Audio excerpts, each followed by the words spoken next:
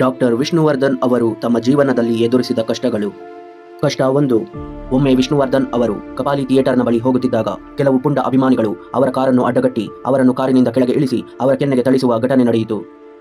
ಕಷ್ಟ 2. ಅದು ಬಂಧನ ಚಿತ್ರದ ಬಿಡುಗಡೆಯ ಸಮಯ. ಎಲ್ಲರೂ ಹರ್ಷದಿಂದ ತಮ್ಮ ನೆಚ್ಚಿನ ನಾಯಕ ನಟನನ್ನು ನೋಡಲು ಥಿಯೇಟರ್ನ ಬಳಿ ಬಂದರು. ಆದರೆ ಕೆಲವು ಪುಂಡರು ದುಷ್ಕರ್ಮಿಗಳು ಅವರ ಕಟೌಟ್ಗೆ ಬೆಂಕಿ ಹಚ್ಚಿ ಅಲ್ಲಿ ಬಂದವರ ಮೇಲೆ ಕಾರದ ಪುಡಿ ಎರಚಿ ಬ್ಲೇಡ್ನಿಂದ ಹಲ್ಲೆ ಮಾಡುವ ಪ್ರಯತ್ನ ಮಾಡಿ ಹಲವರಿಗೆ ಗಾಯವನ್ನು ಉಂಟು ಮಾಡಿದರು. ಆ ಸುಟ್ಟ ಕಟೌಟ್ನ ಎದುರೇ ಬಂಧನ ಚಿತ್ರ 365 ದಿನಗಳ ಯಶಸ್ವಿ ಪ್ರದರ್ಶನ ಕಂಡಿತು. ಕಷ್ಟ 3. ಕರ್ನಾಟಕ ಚಿತ್ರ ವಾಣಿಜ್ಯ ಮಂಡಳಿ ಕರ್ನಾಟಕ ರಾಜ್ಯೋತ್ಸವ ಕಾರ್ಯಕ್ರಮವನ್ನು ಏರ್ಪಾಟು ಮಾಡಿತು. ಅಂದು ಡಾಕ್ಟರ್ ವಿಷ್ಣುವರ್ಧನ್ ಅವರು ಸೇರಿದಂತೆ ಹಲವಾರು ಗಣ್ಯರು ವೇದಿಕೆ ಮೇಲಿದ್ದರು. ಆದರೆ ಒಂದು ಚಪ್ಪಲಿ ವೇದಿಕೆಯತ್ತ ತೂರಿ ಬಂತು. ಅದು ವಿಷ್ಣುವರ್ಧನ್ ಅವರ ಸಮೀಪದಲ್ಲೇ ಬಿತ್ತು. ವೇದಿಕೆಯ ಮೇಲೆ ಆ ಚಪ್ಪಲಿ ಬಿದ್ದಿದ್ದನ್ನು ಕಂಡು ವಿಷ್ಣುವರ್ಧನ್ ಅವರು ಅಲ್ಲಿಂದ ಹೊರಟು ಹೋದರು. ಕಷ್ಟ 4. ಒಮ್ಮೆ ಡಾಕ್ಟರ್ ವಿಷ್ಣುವರ್ಧನ್ ಅವರು ಒಂದು ಕಾರ್ಯಕ್ರಮವನ್ನು ಮುಗಿಸಿಕೊಂಡು ಮನೆಗೆ ಹೋಗುತ್ತಿದ್ದಾಗ ಒಬ್ಬ ದುಷ್ಕರ್ಮಿ ಅವರ ಮೇಲೆ ಬ್ಲೇಡ್ನಿಂದ ಹಲ್ಲೆ ಮಾಡಲು ಯತ್ನಿಸಿದ.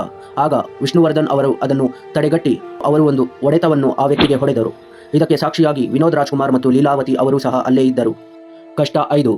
ವಿಷ್ಣುವರ್ಧನ್ ಅವರ ಪುಣ್ಯಭೂಮಿ ವಿಚಾರ. ಸತ್ತ ಮೇಲೂ ಈ ವ್ಯಕ್ತಿಗೆ ನೆಮ್ಮದಿ ಅನ್ನುವುದು ಸಿಗಲೇ ಇಲ್ಲ. ಬಾಲಕೃಷ್ಣ ಅವರ ಮಕ್ಕಳು ವಿಷ್ಣುವರ್ಧನ್ ಅವರ ಸಮಾಧಿ ಜಾಗವನ್ನು ನೀಡಲು ನಿರಾಕರಿಸಿ ಅವರ ಪುಣ್ಯಭೂಮಿಯನ್ನು ಅಲ್ಲಿಂದ ತೆರವು ಮಾಡಿದರು.